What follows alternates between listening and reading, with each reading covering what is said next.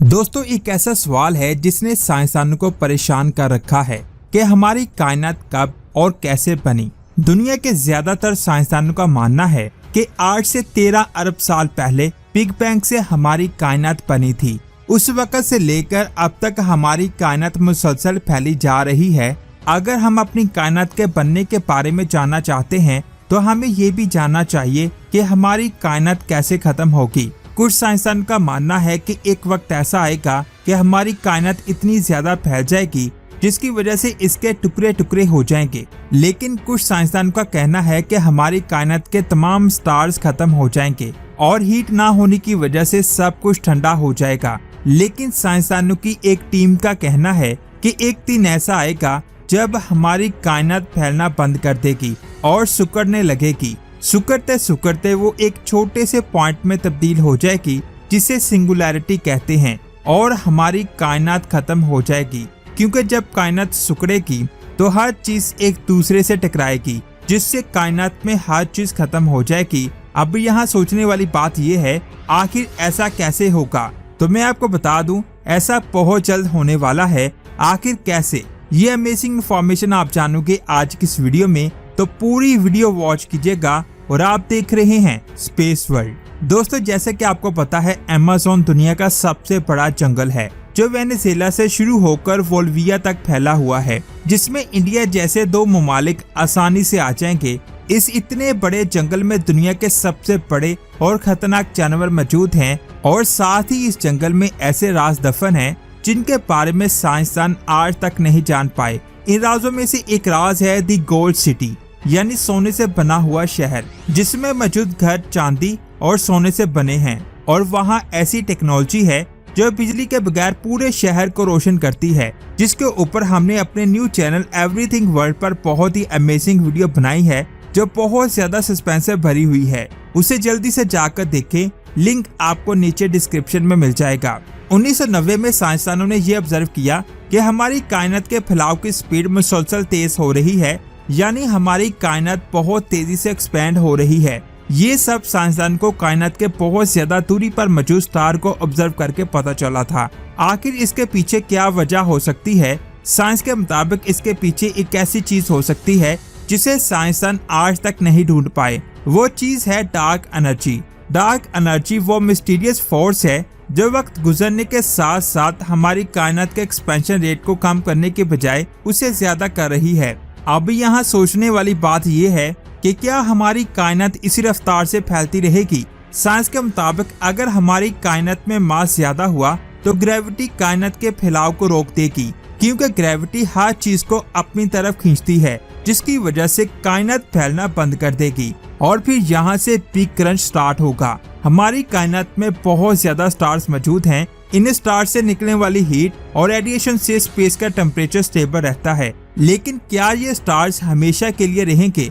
तो मैं आपको बता दूं, ऐसा बिल्कुल भी नहीं है। जब एक स्टार अपना पूरा ईंधन कंज्यूम कर लेता है तो इसमें एक सुपरनोवा एक्सप्लोजन होता है, जिससे ये स्टार खत्म हो जाता है और इस वक्त हमारी कायनात में न्यू स्टार्स की फॉर्मेशन बहुत कम हो रही है। यानी एक दिन ऐसा आएगा जब हमारी कायनात के तमाम स्टार्स खत्म हो जाएंगे, जिससे हमारी कायनात का टेम्परेचर कम होने लगेगा और इन स्टार्स की जगह न्यूट्रॉन स्टार्स और व्हाइट ड्वार्फ स्टार्स ले लेंगे। इन स्टार्स की रेडिएशन ना होने के बराबर होती है।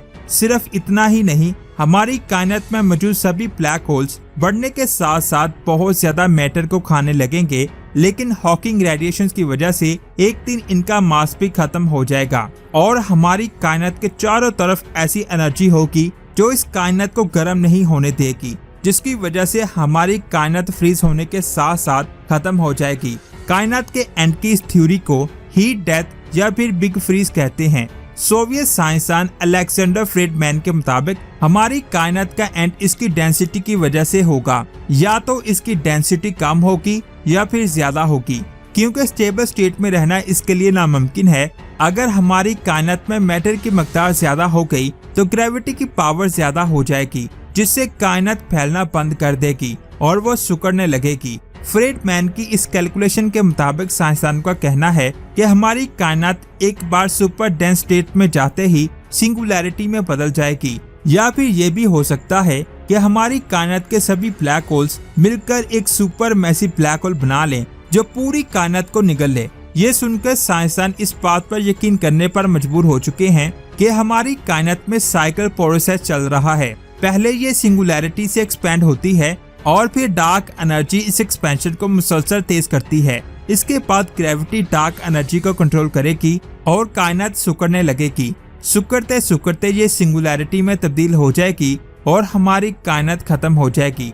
कायनात कैसे खत्म होगी ये अल्लाह ही जानता है, लेकिन साइंस की एक स्टडी के मुताबिक कायनात के सिकुड़ने की वजह से हमारी कायनात खत्म हो सकती है। यहाँ पर आपके जहन में एक सवाल आ रहा होगा कि आखिर हमारी कायनात के खत्म होने के बाद क्या होगा। इसके बाद बिग बाउंस शुरू होगा। ये वो थ्योरी है जो हमारी कायनात के साइकिल नेचर को कंसीडर करती है। इस थ्योरी के मुताबिक एक नई कायनात का आगाज होगा, यानी बिग बैंग पिछली कायनात के कोलैप्स का नतीजा होती है, या फिर हम ये भी कह सकते हैं कि पिछली कायनात एक सिंगुलैरिटी में तब्दील हुई और फिर बिग बैंग से अल्लाह ताला ने नई कायनात बनाई। ये सिर्फ और सिर्फ साइंसी नजरिया है, हकीकत क्या है किसी को कुछ नहीं पता। 1980 में अमेरिकन साइंसदान ने एक ख्याल दुनिया के सामने पेश किया, जिसके मुताबिक आज मौजूदा ब्लैक होल्स हमारी कायनात की फॉर्मेशन और फाइनल स्टेट तक पहुंचने का एक्सपेरिमेंटल मॉडल है। यानी इसे स्टडी करके हम ये समझ सकते हैं कि हमारी कायनात अपनी फाइनल स्टेट में कैसे पहुंची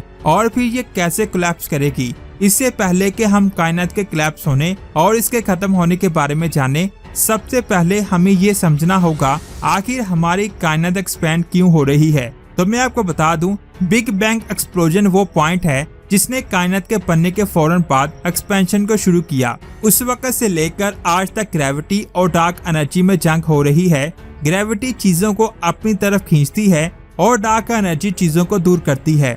अब हमारी कायनात एक्सपेंड होगी या फिर सिकुड़ेगी, ये इन दोनों फोर्स के रिजल्ट पर डिपेंड करता है। बिग बैंग के कुछ करोड़ सालों बाद हमारी कायनात बहुत तेजी से फैल रही थी, लेकिन इसके बाद ग्रेविटी ने अपना काम करना शुरू कर दिया, जिसकी वजह से मैटर आपस में जुड़ने लगा और फिर स्टार्स, सितारे, गैलेक्सीज और क्लस्टर जैसे ऑब्जेक्ट बनने लगे। इस पूरे प्रोसेस में कायनात का एक्सपेंशन रेट बहुत स्लो हो चुका था, लेकिन आज से करीब 700 करोड़ साल पहले हमारी कायनात का एक्सपेंशन रेट अचानक से बढ़ने लगा और आज भी मुसलसल बढ़ रहा है। इस एक्सपेंशन की वजह साइंसदान डार्क एनर्जी को मानते हैं। डार्क एनर्जी हमारी कायनात के टोटल मास एनर्जी का 70% है और साइंसदान इसके 0.001% का भी नहीं पता लगा पाए।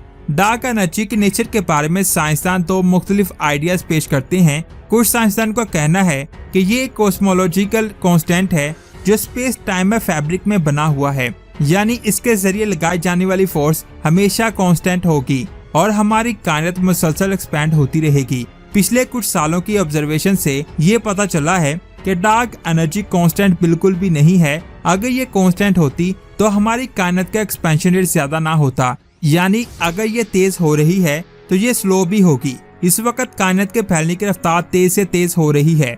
बहुत ज्यादा तेज होने के बाद ये स्लो हो जाएगी, उसके बाद ये बिल्कुल रुक जाएगी और फिर एक दिन ऐसा आएगा कि ये सिकुड़ने लगेगी। लेकिन आखिर वो दिन कब आएगा? साइंसदानों ने इसके बारे में एक कंप्यूटर सिमुलेशन बनाया है, जिसके मुताबिक हमारी कायनात के फैलने की रफ्तार तेज नहीं बल्कि स्लो हो रही है।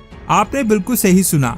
उस कंप्यूटर सिमुलेशन के मुताबिक आज से कुछ करोड़ साल बाद ये मुकम्मल तौर पर फैलना बंद कर देगी और सिकुड़ने लगेगी, जिससे हमारी कायनात खत्म हो सकती है। लेकिन ये सिर्फ एक अंदाजा है। क़यामत कब और कैसे आएगी ये सिर्फ और सिर्फ अल्लाह को पता है। लेकिन कायनात के सिकुड़ने से भी क़यामत आ सकती है, जिसकी थ्योरी साइंसदान पेश करते हैं। आपको क्या लगता है नीचे कमेंट्स करके बताएं। वीडियो को लाइक और शेयर जरूर करें और हमारे न्यू चैनल की इस वीडियो को यहाँ पर क्लिक करके लाजमी देखें, या फिर लिंक आपको नीचे डिस्क्रिप्शन में मिल जाएगा। मिलते हैं एक और अमेजिंग वीडियो में। अपना बहुत सारा ख्याल रखें। अल्लाह हाफिज।